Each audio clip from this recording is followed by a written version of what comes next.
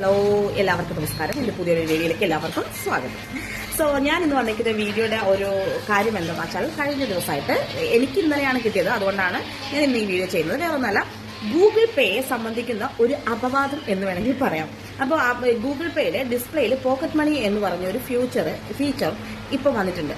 നമുക്ക് എല്ലാവർക്കും അത് വന്നിട്ടുണ്ട്. എനിക്കും വന്നിട്ടുണ്ട്, എൻ്റെ അമ്മയ്ക്ക് വന്നിട്ടുണ്ട്. ഞാൻ എല്ലാവരുടെ നോക്കിയപ്പോൾ എല്ലാവർക്കും അത് വന്ന് കിടപ്പുണ്ട്.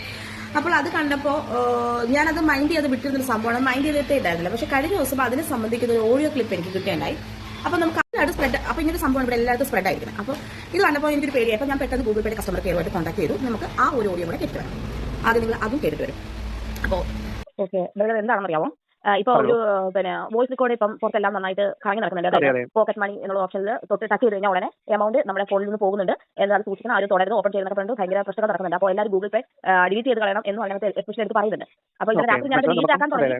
എന്തോ നമുക്ക് മറ്റേ കോൾ വരുന്നത്, അതൊരു ഫ്രോഡ് മെസ്സേജ് മാത്രമാണ്, സ്കാം മാത്രമാണ്. കാരണം എത്ര ലിങ്കോ എന്തെങ്കിലും അതിന്റെ കൂടെ വോയിസ് മെസ്സേജ് ലിങ്കോ കാര്യങ്ങൾ വരുന്നെങ്കിൽ അതൊന്നും തന്നെ സെലക്ട് ചെയ്യുക. അത് ഓൾറെഡി ടീമിന്റെ ഭാഗത്ത് ഇഷ്യൂ ഹൈലൈറ്റ് ആയിട്ടുണ്ട്. അതൊരു സ്കാം മെസ്സേജ് മാത്രമായിരുന്നു. അങ്ങനെ അത് സെലക്ട് ചെയ്തെന്ന് പറഞ്ഞാൽ എമൗണ്ടോ കാര്യങ്ങളൊന്നും തന്നെ നഷ്ടമാകില്ല. അതിൽ ചെക്ക് ചെയ്തൊക്കെ അതിൽ സെലക്ട് ചെയ്യുമ്പോൾ തന്നെ നിങ്ങളുടെ കോൺടാക്ട് ലിസ്റ്റിലേക്ക് മാത്രമാണ് പോകുന്നത്. അല്ലാതെ സെലക്ട് ഇതിൽ നിന്ന് നമുക്ക് എന്താണ് മനസ്സിലായത് അല്ലേ? ഓരോ നിസ്സാര കാര്യങ്ങൾ ഒരാളെ കിട്ടുമ്പോൾ അത് ഊതി പേരിപ്പിച്ച് വലുതാക്കി ഇങ്ങനെ ലോകം മുഴുവൻ അറിയിപ്പിച്ച് പേടിപ്പിക്കുകയാണ് ചെയ്യുന്നത്.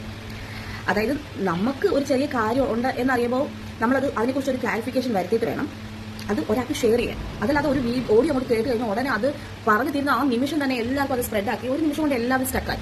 ഈ 10,000 rupees ഒക്കെ നമ്മുടെ കയ്യിൽ ഡിഡക്റ്റ് ആവുന്നത് നമ്മൾ കഷ്ടപ്പെട്ടുണ്ടാകും. നമ്മുടെ കൈ അക്കൗണ്ടിൽ കിടക്കുന്ന പൈസ പെട്ടെന്ന് നമ്മൾ അറിയാതെ ഒരു 100 രൂപ തന്നെ പോയി കഴിയുമ്പോൾ തന്നെ നമുക്ക് ടെൻഷൻ എങ്ങനെ പോയി എന്ന് നമ്മളൊരു ചോദിക്കും. ഒരു 10 വട്ടം അതിനെക്കുറിച്ച് അന്വേഷണം നടത്തുകയും ചെയ്യും, ഇല്ലേ? അപ്പോൾ 10,000 രൂപ പോയാലോ? അപ്പോൾ ഇങ്ങനെയുള്ള സ്കാമേഴ്സ് ഒരുപാടുണ്ട്. എല്ലാ കാര്യത്തിലും ഇതുപോലുള്ള സ്കാംസ് ഒരുപാടുണ്ട്. സോ എല്ലാവരും കെയർഫുൾ ആയിരിക്കും. ആദ്യം വ്യക്തമായിട്ടൊരു ക്ലാരിഫിക്കേഷൻ ഏതൊരു വിഷയത്തിലാണ്. അപ്പോൾ എല്ലാവരും സൂക്ഷിക്കുക, ശ്രദ്ധിക്കുക. ഇതുപോലെ ഒരുപാട് സ്കാമേഴ്സ് നമുക്ക് ചുറ്റിലും കടന്ന് ഇങ്ങനെ കറങ്ങുന്നുണ്ട്. ആരും ആ കെണിയിൽ പോയി വീഴാതിരിക്കുക.